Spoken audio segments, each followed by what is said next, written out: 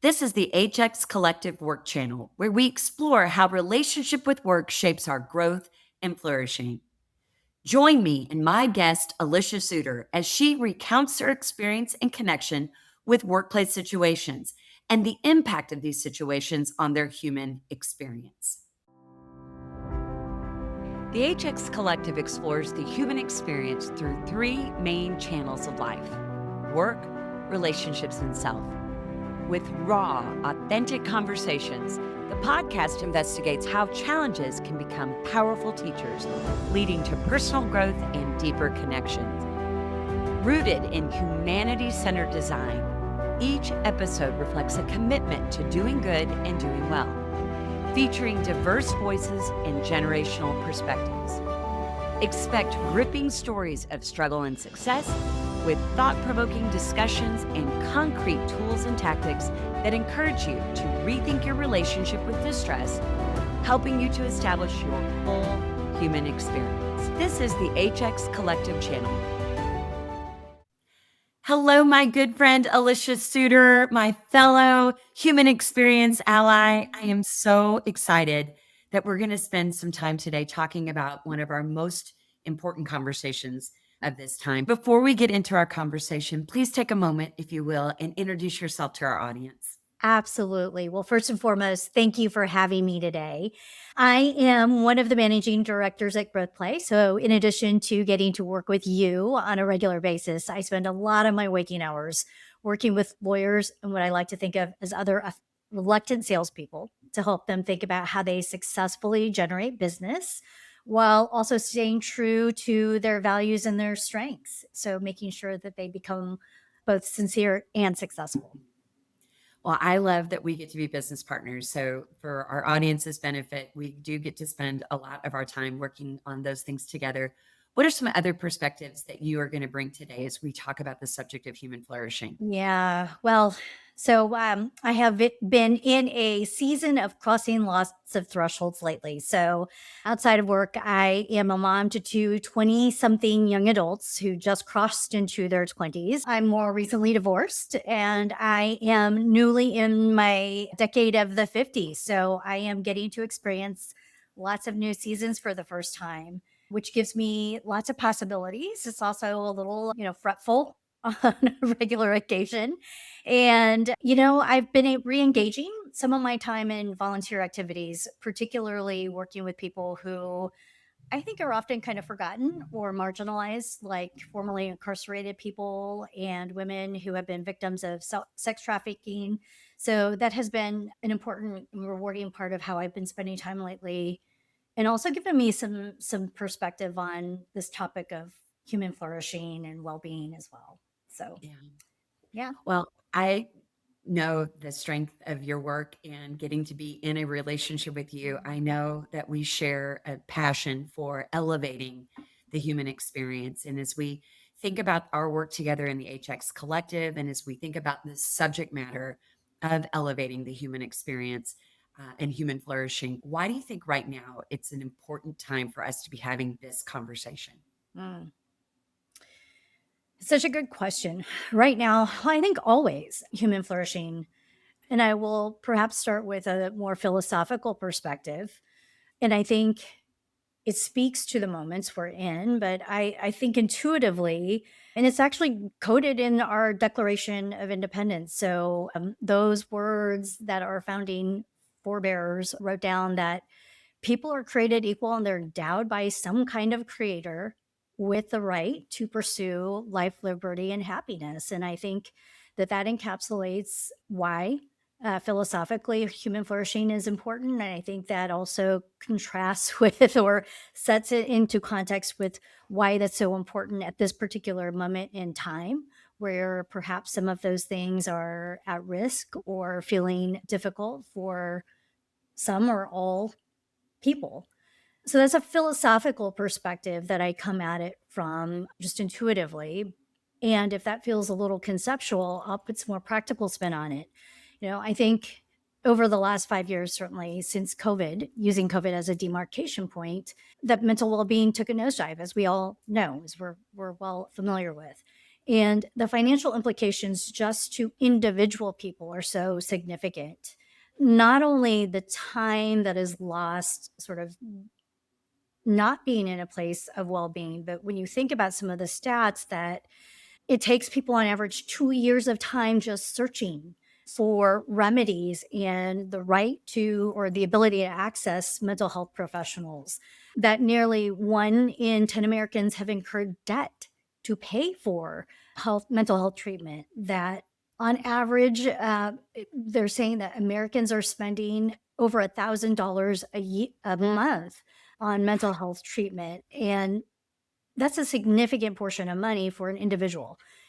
If you're a business leader, I think the impact goes up. So, according to the Center for Prevention and Health Services, $105 billion nationwide spent by business to care for mental health concerns specifically. Wow. And that doesn't even include all of the sort of other costs and expenses related to the lack of human flourishing. Gallup, in fact, estimates it at $550 billion a year in terms of worker absenteeism, low morale, right? People checking out. And then lastly, I just think the cost to us as a society is like phenomenal. The Columbia Business School put out a research report saying that mental health costs the US economy more than $280 billion annually.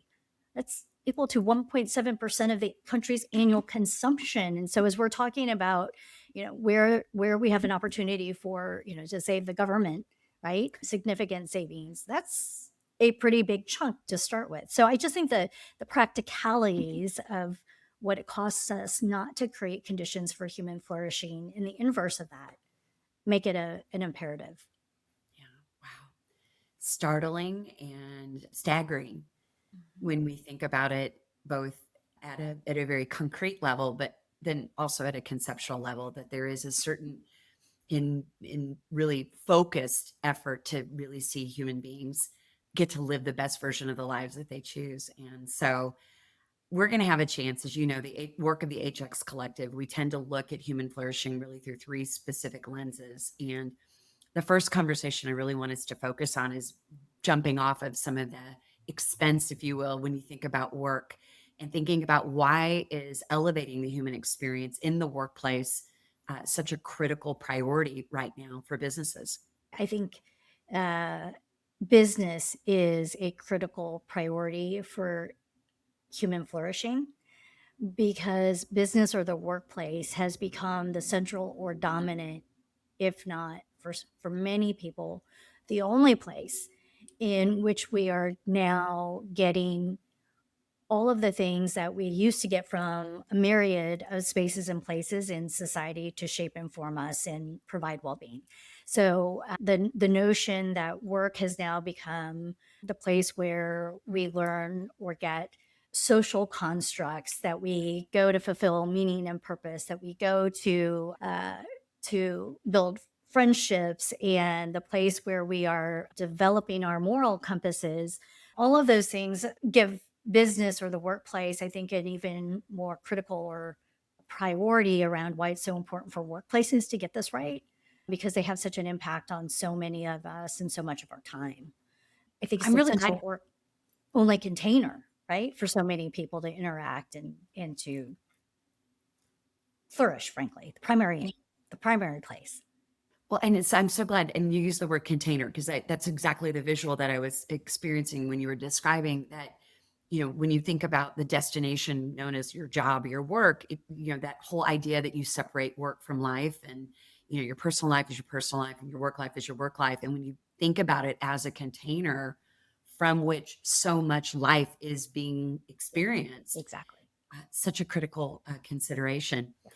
Well, when you look at human flourishing in the context of workplace and examine some of the things that we've witnessed businesses engage, like, what are some examples, or where are you seeing this be focused on in the context of how employers are employing? Again, perhaps I'll answer it slightly differently. I not where employers are employing so much as who's in the workforce right now and how are they showing up. And what are they telling us about or showing us about some of their needs as it relates to well-being and flourishing?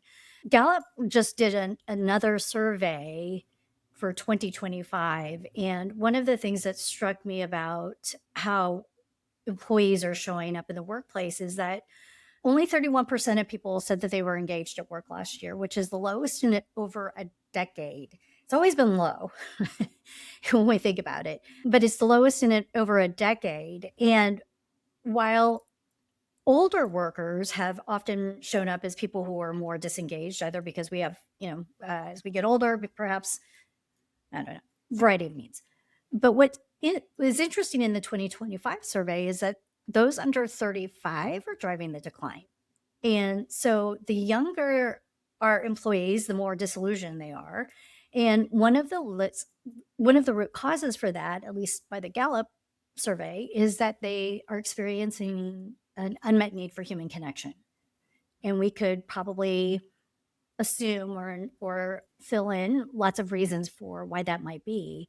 And what I think is kind of curious is both when we think about what that generation of people in our workplaces are going to need, both as employees, but also as future leaders, that we might need to be a lot more intentional about teaching our future leaders about how we create connection in the workplace that is genuine and authentic, particularly as, at least for some, flexible workspaces continue to be probably the way we will work for a while or into the future.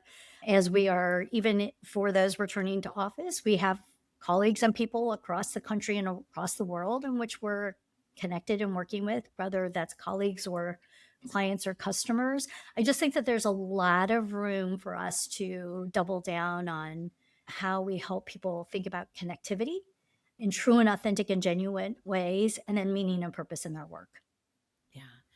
Let's jump on meaning and purpose because again, I get the benefit of seeing how important holding this space to even have conversations about meaning and purpose in the context of work and not to treat that as a soft skill. I think sometimes we think about, difficult conversations and how important it is to be able to speak truth to the things that may be causing struggle or disconnection or disengagement.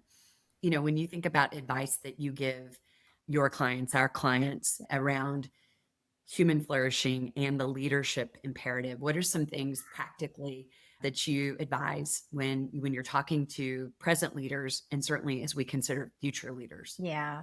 I think this idea of meaning and purpose is so elusive for people and it feels a little soft and fluffy. Woo woo. And so I have really appreciated the work by Marjo Lips-Wordsma, who is both an author and another consultant who comes out of Australia. Some of her work is detailed in a book called The Map of Meaning, A Guide to Sustaining Our Humanity in the World of Work. So this is where I'm taking this from. But one of the things that I found so useful is that she put meaning and purpose into a framework that is easy to get our arms around, driven by four things that drive meaning and purpose for people. One is our integrity with ourselves. So, does the work that I do align with the values that I hold as a human being? And so, I think that there are a lot of things we could dig into as people who run businesses or teams, helping people to one assess or align. Do they understand their own values as a human being? Are we acknowledging what those are, and then do we connect our work to those things as an organization back to individual values? The second thing, though, that drives meaning and purpose for people is whether or not I feel like I have the ability to fulfill a sense of creativity and accomplishment, right? So, does my work actually allow me to create on a regular basis? And does it feel like I'm accomplishing something, and particularly perhaps something bigger than myself? And so I think, again, that's so much richness in that particular sort of pathway and how we could be stronger or more deliberate in helping people see how their contributions or their inputs are allowing them to do something creative or allowing them to do something successful.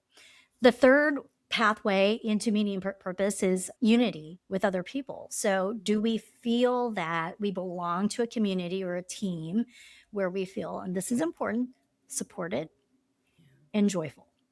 Oh, And so, are we creating as leaders places where people know each other, where they get to spend time just building connectivity and relationship and doing it in positive ways, right? I think that notion of joyfulness, um, kind of curious and intriguing and fun to think about.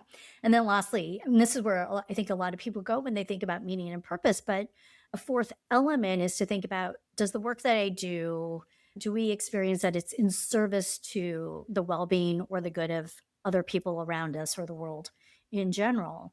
And, so those are some of the things that we think about when we do pro bono work, or we do, a service day, or we think about, percentage of our company's profits are going to support a particular issue or cause.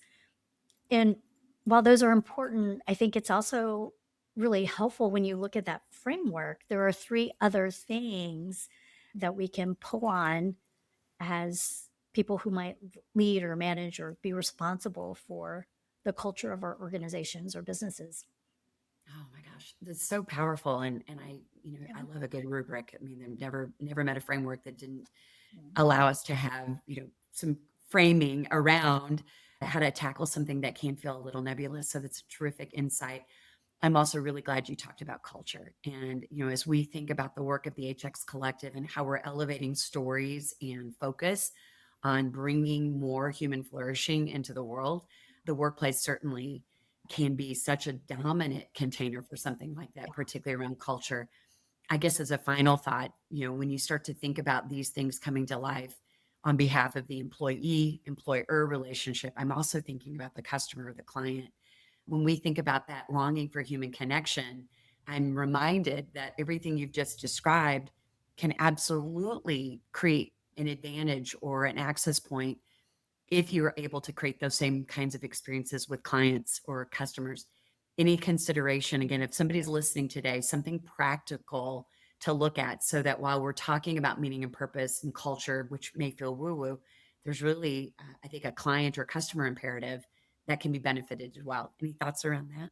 Oh my gosh, exactly. Well, and I think for so many, that's the most immediate place of implementation or execution around this. And I think even using that framework, you could reevaluate the values that I hold. How does the work that I get to do, right? How might that be in service to serving my clients or customers? I know we have both worked with consultants and coaches about the meaning and purpose of work. And the stories that we have read about where janitors or housekeeping, right, get to find meaning and purpose in their work when they think about the fact that their values to serve or to create beauty.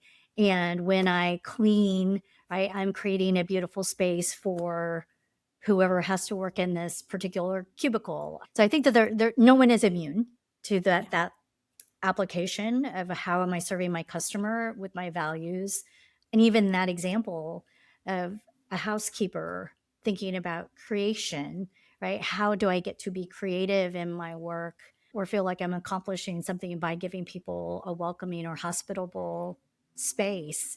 The little touches that we get to choose to do when we, I don't know, wrap the toilet paper in a Yeah. particularly beautiful way, right? Or leaving the towels in a particular order. Or, and then of course, when we look around and we think about who could we help service our client or our customer with, so never going alone or thinking about the work we do is so singular or isolated creates just a connection, I think, for even people who don't have that much team building or interaction, Right. to think about how does the work that they do in collaboration with other people through the organization to serve a customer or client.